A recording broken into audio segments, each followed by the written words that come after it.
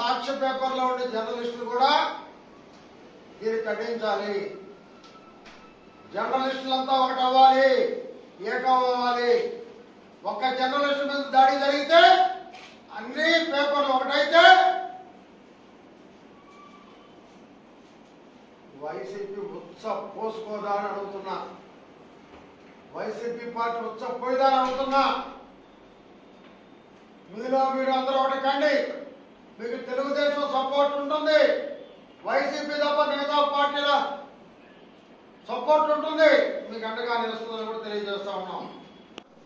MLA ఆనిల్ Andhra Jyothi కార్యాలయం మీద ride చేశాడు, దాని మీద దాడి చేశాడు.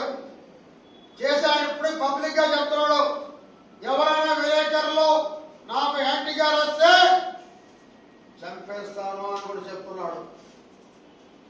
ఎందుకు స్పందించట్లేదు జర్నలిస్టు లోకం అని చెప్పి నేను అడుగుతున్నా.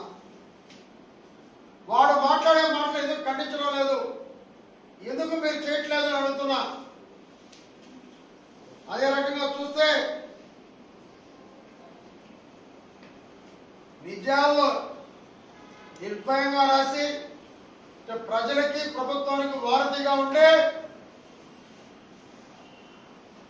జర్నలిస్టుల మీద దాడి జరగడం హేమమైన చర్యగా భావిస్తున్నాం. అదే రకంగా అవినీతి అక్రమాల నుంచి పుట్టిన సాక్ష్య పత్రిక అవినీతి.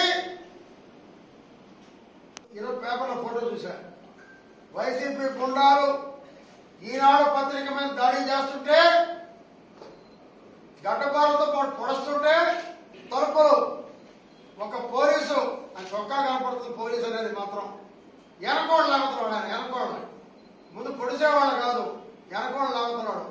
ఎవరికి ఆడతారు ఈ డ్రామాలు? ఈ పోలీసు ఎవరితో ఆడతారు ఈ డ్రామాలు? పోలీస్ మీరంటే నాకు చాలా గౌరవం ఉంది. కొంతమంది వల్ల మీ పరువు పోతుంది. దయచేసి తెలుసుకోండి, 2 నెలల్లో తెలుగుదేశం ప్రభుత్వం వస్తుంది. ఎవడైతే తప్పులు చేస్తాడో వాళ్ళ పాపాలు లెక్క పెడతాం. పోలీస్ మీకు జీతాలే రాకుండా చేస్తాం, మీకు పోస్టింగే రాకుండా చేస్తాం. విలేకరుల మీద దాడి కానీ చేస్తే చూస్తూ గమ్ముండాలా మేము, మీ అంతు చూస్తామని కూడా హెచ్చరిస్తున్నాం. అదే రకంగా చూస్తే ఈనాడు ఆ ఫోటోగ్రాఫర్ని ఒక్కరు అడ్డం పోకుండా అడ్డం తీయకుండా ఇంకా కొట్టమని చెప్పడం చూస్తుంటే ఇది ప్రజాస్వామ్యంలో ఉన్నావా, లేకుంటే నియంత్రణలో ఉన్నావా, లేకుంటే మన భారతదేశంలో ఒక భాగంలో ఉన్నావా, లేక ఇంకో దేశంలో ఉన్నావా అర్థం కాని పరిస్థితి అయిపోయింది. నాడు చంద్రబాబు హయాంలో ఒక్క మీడియా మీదైనా దాడి జరిగిందా? లేదే. మీడియా అంటే మాతోటి అన్ని పార్టీలకి గౌరవం ఉంది, వైసీపీకి తప్ప. మేము ఏనాడు దాడి చేయలేదే. మేము అధికారంలో ఉన్నప్పుడు సాక్ష్య పత్రిక అనేక తప్పుడు రాతలు ఆనాడు రాసింది, ఈనాడు రాస్తుంది. ఏ రోజు మేము దాడి చేయలేదే.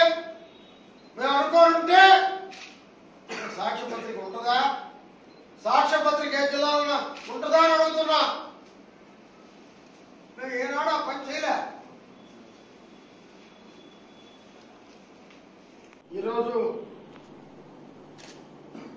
ప్రభుత్వానికి ప్రజలకి మధ్య వారధిగా పనిచేసేదే మీడియా. మరి వచ్చి అలాంటి మీడియా ప్రతినిధులు మీద దాడి చేయడం మేము తెలుగుదేశం పార్టీ తరఫున తీవ్రంగా ఖండిస్తున్నాం. రాప్తాడు సభలో సాక్షాత్తు ముఖ్యమంత్రి, ఈ పనికి మాలిన ముఖ్యమంత్రి సమక్షంలో ఆంధ్రజ్యోతి విలేకరుల మీద దాడి చేస్తుంటే ముఖ్యమంత్రి ఒక్క మాట మాట్లాడలేదు.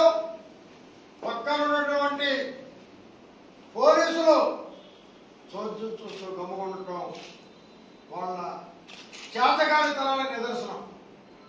ఇక్కడ చెప్పేది కనీసం కనికరం కూడా లేకుండా. మరిన్ని వీడియోస్ కోసం ఛానల్ ని సబ్స్క్రైబ్ చేయండి. లేటెస్ట్ అప్డేట్స్ కోసం వాట్సాప్ ఛానల్ ని ఫాలో చేయండి. అండ్ లింక్ డిస్క్రిప్షన్ లో ఉంది.